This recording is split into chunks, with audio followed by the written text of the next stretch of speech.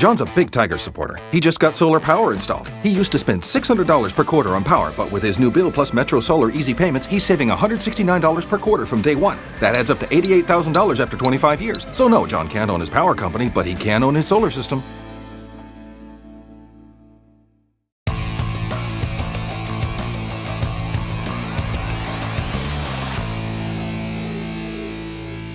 Welcome Tiger fans to Raw Vision and the Spotlight on round 13. We take on Fremantle at the MCG on Saturday afternoon, the traditional time slot. As always, I'm joined by Daly. Now Danny, everyone else in the media looks at the negatives from last week. Yep. We're not doing that today. We're going to look at the positives as to why we got 6 goals up at half time and what we can take into this week's match. Oh, you're a good man, Richard. I was a bit worried about today's segment. Thanks, Yeah, look, first half was the type of footy that we obviously want to play and the supporters want to see and the club want to see. So there was some good things in there, the way we moved the football. Probably the biggest thing was our defensive pressure in the forward half, which was back to where it was last year. Unfortunately, we couldn't sustain it for the whole game and we lost contested footy in the third quarter, but the first half was the platform hopefully for the rest of the season moving forward in terms of stringing hopefully 3 and 4 quarters together. Yeah, well, we definitely need that contested footy against Fremantle. It looks like it might be a wet day too. Yeah, just looked at the weather before and it looks like it's going to be a bit of a wet and dreary day, so might see if Tucky can come back and play for the day, eh? What do you reckon? Get Tucky back, where is he? I've got no idea where he is. Where is Tucky when you need him? Anyway, we'll have a look at the team and some notable ends. It's great to see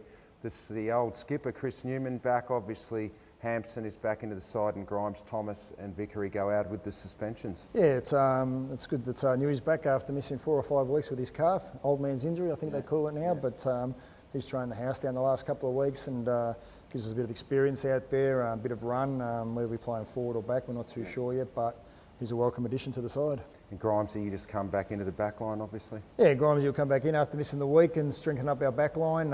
Might enable like Bashahuli or someone to move to a wing or more across half back rather than being caught deep, which he was in the second half last week. And he just adds that hardness to our back line with Matty D and Batchelor, Rance and who else? Chappie, which gives us a bit of a solid back half this week. Certainly does, mate. You talk about Freo, you have to talk about Aaron Sandilands. By far and away, the most influential ruckman in the game. It's good to have Hampson back because you're going to have to tag team him with Big Ivan and Sean. Yeah, we're going to have to. Look, he's obviously a big man at 211 centimetres and test the best of him. But if we can just get Hammer and Big Ivy just running through him, 50-50 in the ruck and just running him around and trying to get him, I suppose, tired. But they don't get any smaller, these tall guys. So. The stoppage stuff and clearance work around the ground is going to be crucial this week. So the more we can put those 2 guys through him and help our midfielders out who need to improve this week in the contested ball area, it'll go a long way hopefully. But yeah, he's a big unit. Do you take him forward and get him to defend on you? Yeah, it's interesting again watching the North Melbourne why they went about him. They did things like that. So we'll have a couple of things where we might have our ruckman push forward or. Go even back in the back half to support the air against Pavlich and try and win the footy back through there, but then try and seduce him forward. So there's a couple of different things we can try, but we've got a couple of different approaches. Yeah. But he's a big man. God, I stood next to him last year when we were doing some stoppage stuff, and like he looks big, but when you're next to him, have you spotted his feet? They're like boats. Seriously, they're like boats. They need an outboard on them. Hey, what about the midfield? Fife, Mundy and Barlow, they're all over 6 foot. Yep. That's a big midfield to contend with. Yeah, it is, and they're a strong midfield. And one of the other things is obviously they use them in their slow plays down the line. They like to kick the ball down the line, and because they're so tall, these guys, they become marking options for them as well. But they're elite runners, and as you said, which one do we tag? Who knows? But again, the crucial thing for us is getting our hands on the footy first. I think you saw in the second half last week when Swallow and Zeeble and the likes started getting their hands on the footy, there wasn't really a great deal that we could do apart from try and win the footy back. So it's just crucial we win the contested ball battle and the clearance battle against these guys. The other thing, I was watching that Adelaide game last week, and Daly has been a terrific defender all year, but Matthew Pavlich, Danny, he had one of his best games of the year. Didn't kick a bag of goals, but 17 disposals and 12 marks. He was getting it on the lead like this. Yep.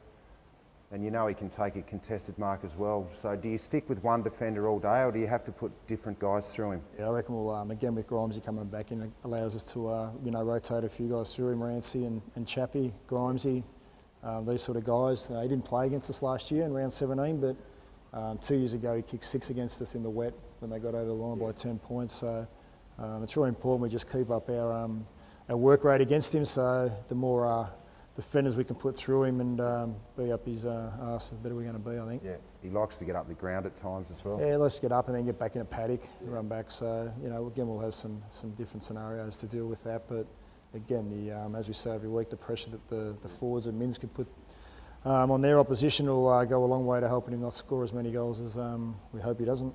Looking at their team, we know there's a couple of big outs in their defence, McFarlane and Johnson, who would be All-Australian at this stage of the year. Yep. A little few opportunities there for us. Oh, there is, and sometimes, we hide behind the fact that they've got some guys there and we keep talking about soldiers coming in, but the reality is they're two very good players. So from a forward line perspective, we've put the heat up on our forward line this week.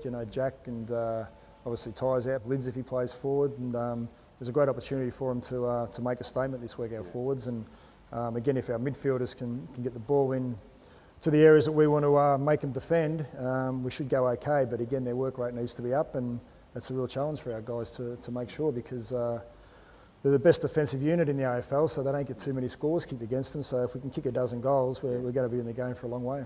I feel good. I've got a really good feeling. Does that mean anything? Oh, it means a lot to me. Yeah. Who's Crowley going to go to? Well, good question. I think he'll probably just go to Cochin, won't he? Or will he go to Delidio? Yeah, it'll be interesting, because he's had the record on Delidio, but whether he goes with him or Dusty or Cochin, who knows? It might be nearly time for Dusty to get a tag. Yeah, I think Dusty might be the one, and it'll be interesting to see how we go. Again, we've got to make sure that as a unit we don't allow Crowley, whoever he goes to get his job done as he does week in, week out. So again, we've got to do a lot of sharing and caring for each other, and get him off the ball and number of hits on him, and make sure that our what I call our 4 guns get the footy this week. I like how you asked me a question. That's the way to do it. You know what? I'm not too sure if my answer's that good, so I just wanted to... No, I think that you might be right. Dusty may get his hard tag this week. But anyway, we'll find out, and he'll learn from it if he does. I think we're up and about this week. Yeah, I feel good. So do I. Get to the G, Saturday Arvo. The Twos play here at Punt Road beforehand. I think it's about a 10:50 start. So come and watch the VFL. Head over to the G. That's been the Spotlight on round 13.